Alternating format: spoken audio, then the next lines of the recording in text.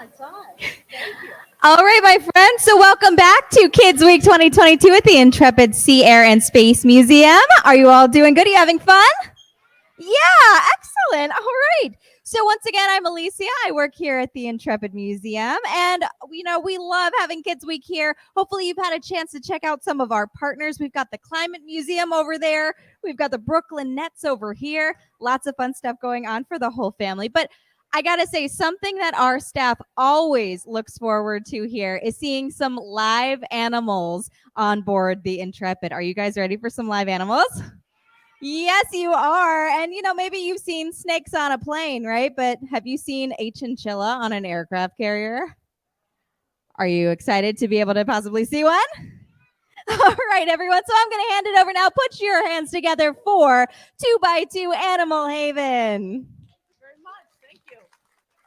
All righty. Good afternoon, everybody. First of all, we're very excited to be back at the Intrepid in person. It's our 5th year. Thank you, Desiree. The staff here is wonderful. What a gem to have in the city, this beautiful museum that we can come and visit and see all the different aircrafts. It's amazing. So why am I here? I don't have an animal in my hand yet, but I will. But I wanted to tell you first how I came to have the animals. You see, we're called 2x2 Animal Haven. We're a 501c3 sanctuary, which means we take animals in, we give them their forever home. We don't buy or sell any of our animals. And instead of taking all these animals in and just having a collection that everybody could come see, I felt it was more important to have a purposeful life and have the animals be animal ambassadors. And that's why we're here.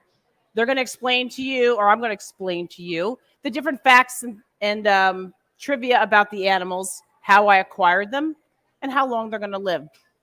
One of the things I wanted to show you, we're going to start out, I want you to use your imaginations. Pretend you're down in Florida, Louisiana, or Mississippi, and you're in fresh water, and you're with your friends, and you're hiking, and you see this animal, and you hear a noise, kind of like, and you realize, I see some lizards. Oh, but this is not a lizard. This is a North American alligator. Well, wait a minute. It's not 12 feet long, but he will be in 50 to 60 years. Alligators actually grow a half a foot to a foot a year. They're carnivores, meat eaters. And in the wild, they like to feed on fish and turtles. And the neat thing about this alligator, his name is Godzilla.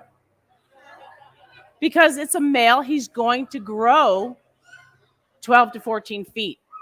He's going to live to be 50 to 60 years old. And just like I said, he's a freshwater alligator. Now, I get asked often, what's the difference between an alligator and a crocodile? Well, the alligator has a short, rounded snout and is freshwater. The crocodile has a long, knobbly snout, a V, and the teeth stick out. You can see them. Now, this alligator has 80 teeth. He is not a pet. He's a reptile that's cold-blooded. He likes to be awake at night. We call that nocturnal. And when he gets up in the morning and the sun comes up, he gets up on the bank and he needs the sun to stay warm. You have coats and jackets to stay warm. He's a reptile. He has to go to the heat source. He basks in the sun all day and he lets his scoots warm up. And once he's slept all day and the sun goes back down and night comes, boys and girls, this is your predator, apex predator. He gets back into the water. He swims like a torpedo. And he goes after anything that's meat. Pretty amazing. Now, why do I have him at the Intrepid? And what's going to happen to Godzilla? Now, I said before, all the animals stay at our home. It's a safe haven. We keep them for the lifetime. This is the only animal I do not keep, and I'll explain why. You see, Godzilla's cute now. He has all those teeth, but I'm not afraid of him. I'm respectful of how dangerous this animal is going to be, but I'm not afraid. And if you have an animal that you're afraid of, you should not have it. You should not have it. Dog, cat, or fish shouldn't have it. And this guy here was actually in someone's home. And what happened was they went to a reptile show. And they decided, I love alligators. I want to take them and put them in a tank in my room. In a couple of years, I'll let them loose. He actually put him up in Poughkeepsie in a kiddie pool in the backyard. Okay, he has legs, and he ran to the neighbors for help. And the gentleman was working on his car, and he ran right along underneath the car, and he called DEC, and they called me. So I will keep him for 2 or 3 years. But what happens when he reaches 6 feet, he actually wakes up in the morning, looks at his tail, and says, today I'm 6 feet. He's going to go from a calm sort of animal to a predator, where if I'm not paying attention, he will be able to get my shoelace or pants, and he will do what's called a death roll. I cannot stop that. Not afraid of my animals, respectful, but I'm afraid of a 6-foot alligator. So he actually can be returned to a swamp or freshwater through DEC in Florida at a sanctuary. We don't have to teach him how to forage for his food, which means look for his food, because he's called a reactionary animal. In other words, you throw a rock into that water, he's going to go after the splash. He's going to be able to fend for himself, and he will actually have a wonderful life out in the wild. We're going to put him back. Now, I need your help. Sometimes he gets out of his enclosure and he scurries out.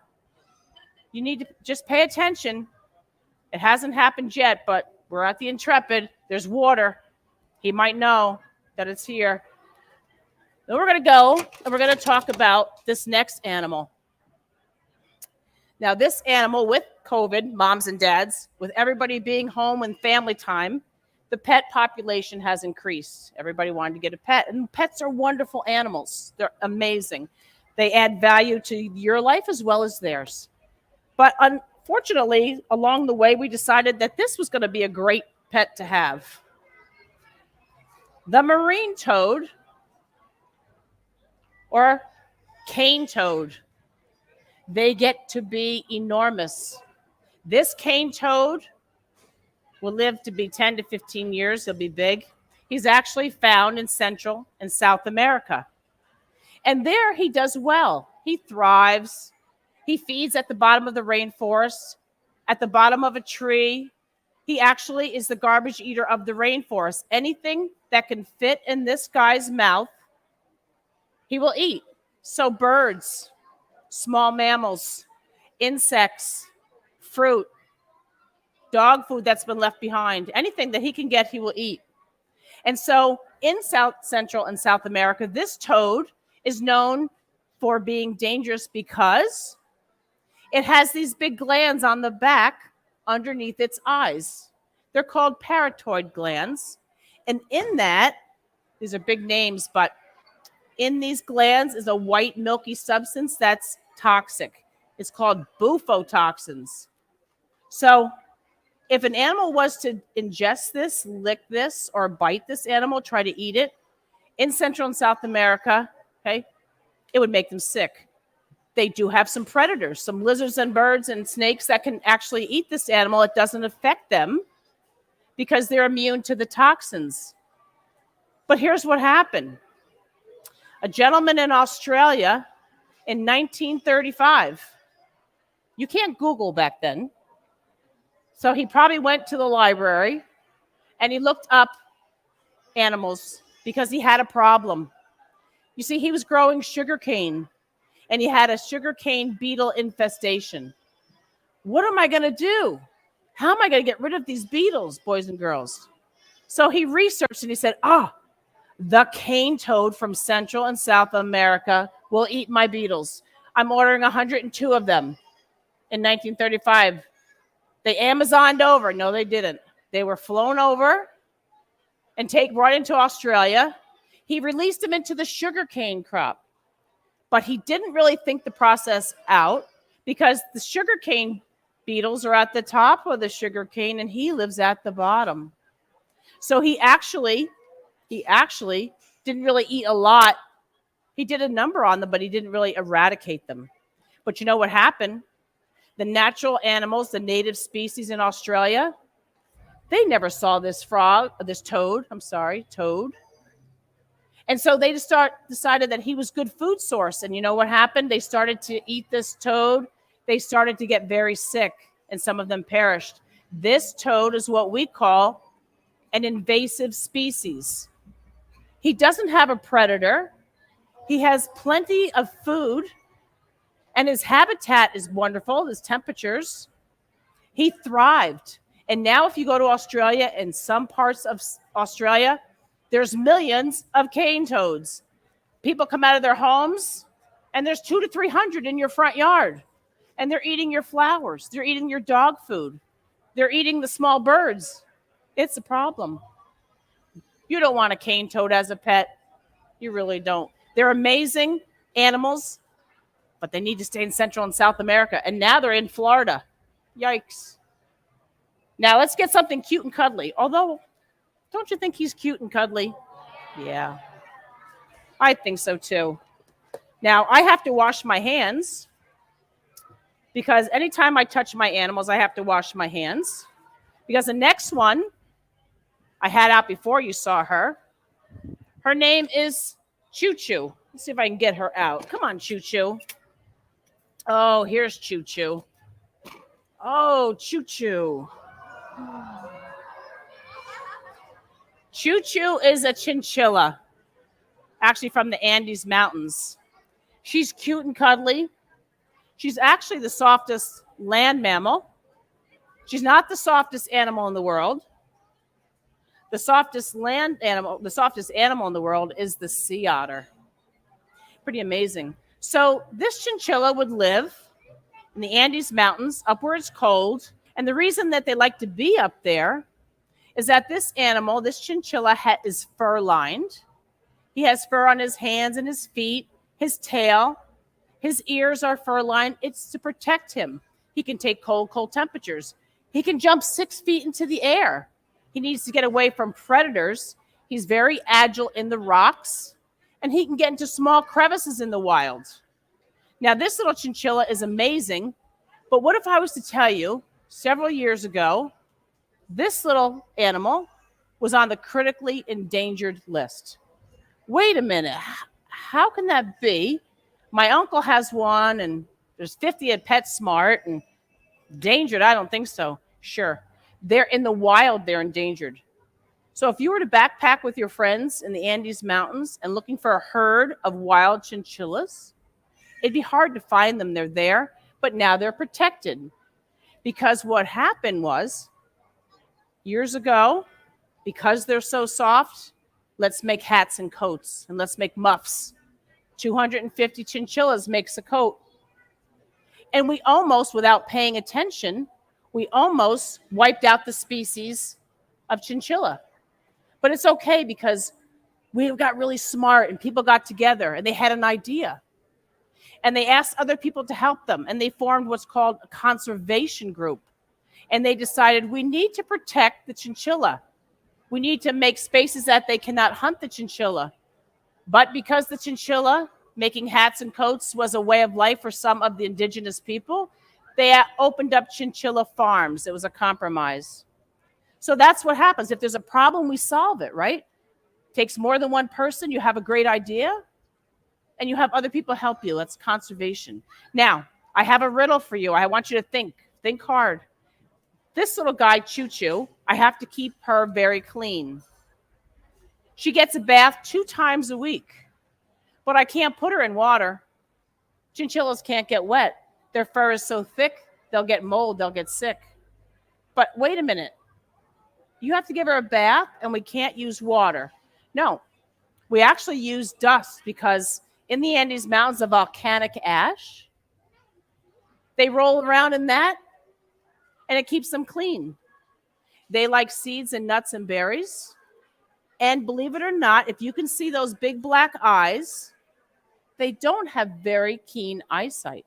They actually use those whiskers to move around in the evening, to feel for food and to smell. Pretty amazing. They're active in the morning and they're active at night. It's called crepuscular with a C. Crepuscular. Now, how did I come to have Choo Choo? I have 3. Well, the reason I have Choo Choo is because somebody had him as a pet, which is great, but they didn't do their research. They didn't realize when they turned the light off to go to bed, and this little girl was in someone's bedroom, she was ready to play. She was ready to go on her wheel. and it kept the family up. So if you learn anything from me today, one of the things I really want you to learn is if you're going to get a pet, you must do your research. You must do your research. And besides food, water, and shelter, we have to provide two other things to have an animal in your home. One is touch. Dog, cat, fish, you need to be able to pet and touch your animal. Okay? If you can't, that's okay. The second thing is just as important, and that is your voice. We need to communicate and talk to our animals. Every morning when you get up for school, you should be able to go over and talk to your animals and pet them. Do you know it only takes a minute to be kind? By doing that, your animal is so happy. And when an animal is happy, it eats better, it thrives, it has a longer lifespan. And it makes you feel happy too, right? But wait a minute, I have a fish. I'm not petting my fish. But no, you can talk to your fish, and I bet that fish will come to the top. The inflection in your voice, that fish will recognize you. Animals are amazing. All right, put this back. I have two more to show you. Did you all know that you have your own species of ant in Manhattan? It's called the Manhattan ant. It's at 63rd and 76th Street in the median. I'm not kidding. Biologists found it, just came upon this new discovery. They have a lot of carbon in their bodies because they feel like they're eating a lot of the syrup left over by garbage and people's garbages. But you have your own. It's called the Manhattan ant. You're so famous. How cool is that? Okay, in you go, Choo-Choo. Now, I know I'm covered in hair. Hi, Abigail. Look who I have. Hi, Abigail. This is our latest rescue. I wouldn't say she's a rescue. She's our latest adoption. And the reason we have Abigail, she's 13 years old. She was in a beautiful home, right? I know. Tell them. You're in a beautiful home. You loved everybody. And what happened was they went to college. I know, right? He went to college and nobody could spend time with Abigail. She's an umbrella cockatoo from Indonesia. Right? Yep. She's known for having the crest on her head. She's got 9 big feathers. Here's the best part about Abigail. She puts that crest up when she's excited, when she's mad, when she's nervous, when she's going to bite. We never know what it's going to be. She loves to dance, right? In the wild. She actually likes to fly from tree to tree, and she does her part to help save the rainforest. You know what she likes to do? She eats seeds and nuts and vegetables and fruits. She has a very strong beak. She has a little bit of a U in her beak to crush nuts. But when she flies from tree to tree, she drops her seeds, right? And new plant life emerges. Conservation, she does her part. Isn't that amazing? She likes to fly in flocks, 1 to 2 to maybe a dozen. Their lifespan is 30 to 65 years. She loves music. And when she flies, you know she's an umbrella cockatoo by her yellow underneath. Now, Abigail doesn't think she's an umbrella cockatoo. She thinks she's an eagle. She does this thing where she likes to watch this. Look under. You ready to do your eagle impersonation? You ready? Okay, here we go. Ready? Show them. Ready? Here we go. Ready? Usually she takes her wings and goes. You'll be able to see her yellow wings underneath. There we go. Woo! Abigail is known for being the Velcro Bird. What does that mean? Every day, about an hour or two, every day she comes out of her enclosure. This type of bird is probably the most popular because they're cuddly and cute. But here's the downside. They cannot be in a cage for long periods of time. They need attention. They need enrichment. They need you to pet them. We talked about that, to touch them. And every day she comes out and she usually sits right under my arm. And that's where she stays. They usually bond with one person. She gives off a dust. That's hair, but she gives off a dust. She has to get a bath also. Once or twice, once every other week, right? Or more, depending on how she looks, right? She's amazing. We love her. So you're going to go back because we have one more to show you. Now, everything's been pretty quiet up until this point, and it's been right here in my hand. This next one is really tough. So I need you to bear with me. I'm going to try something I've never done before. That's always good to try that at the Intrepid, right? Let's go this way. Okay. Let's go over here, and I'll switch with you. We're coming. Yep. Look what I have.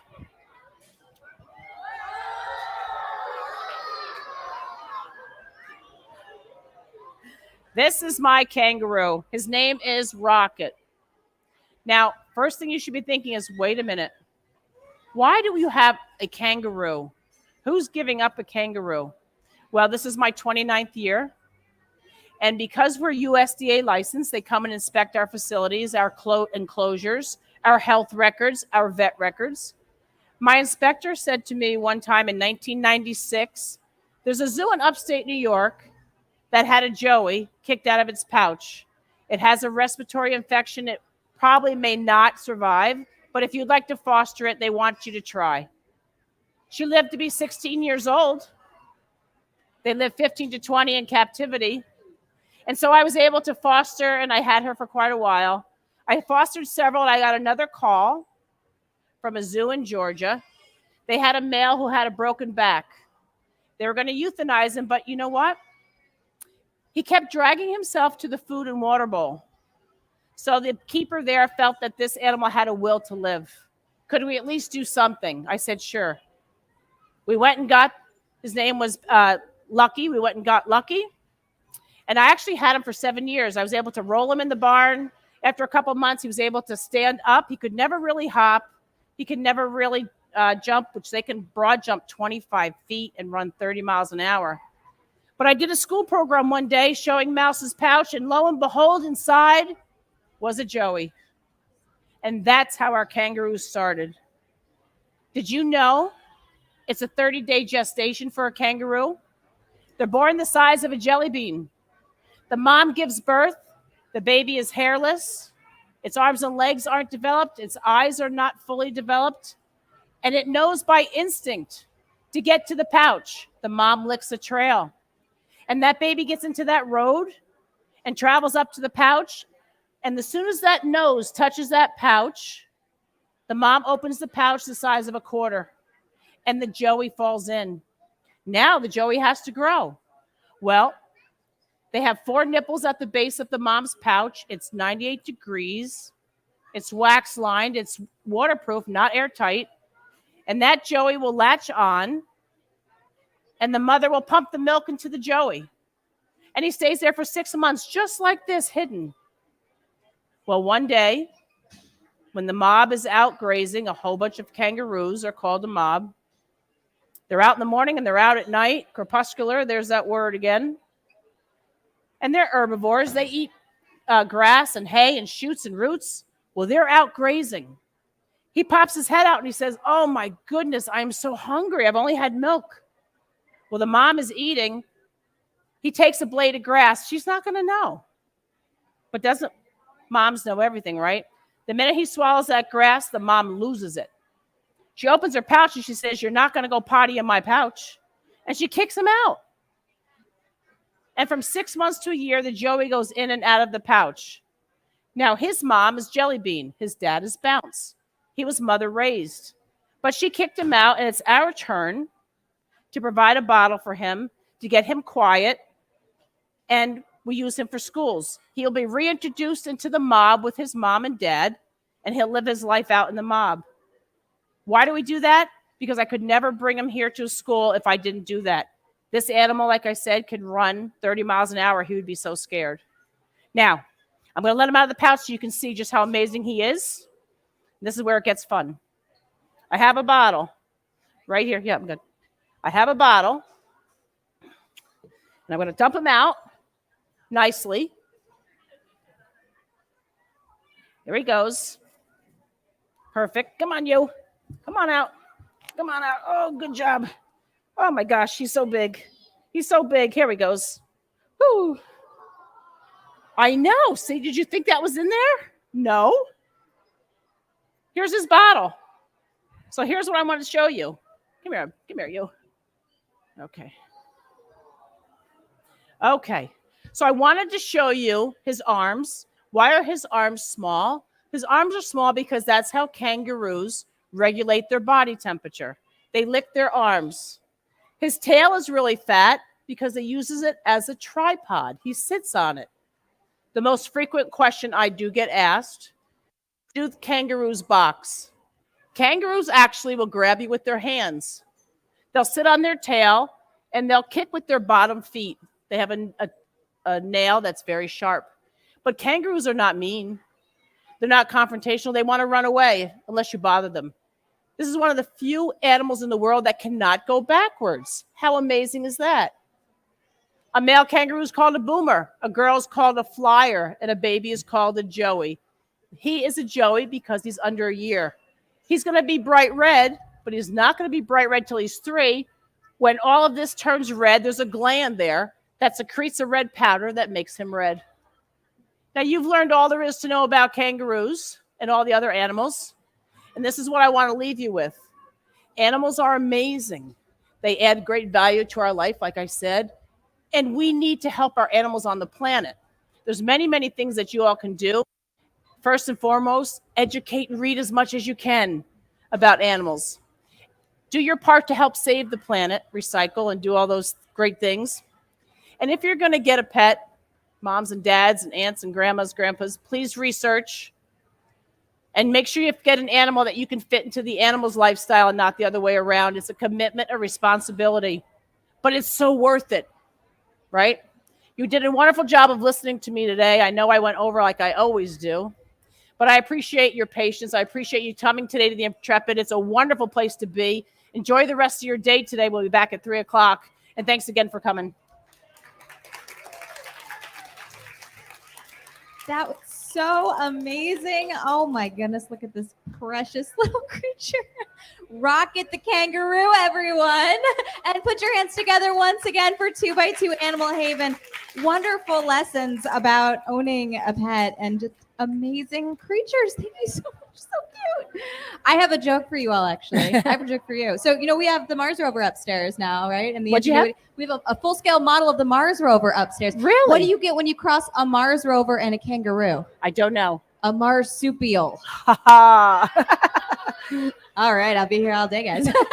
All right, so once again, thanks to our friends at 2x2 Animal Haven. We are off to an amazing start here at Kids Week, everyone. So much to do still. Head on over to our Maker Zone right over here to do our paper airplane challenge. We're making all different kinds of airplanes and testing them out right on over there. And once again, for those of you tuning in at home, first of all, thanks so much for watching us. We're going to be coming right back here with 2x2 Animal Haven. We're doing another show at 3 o'clock, all right? So those of you tuning in at home, thanks so much for joining us. We've got fun stuff going on all week long here at the Intrepid Sea, Air, and Space Museum. So come on down, fun for the whole family.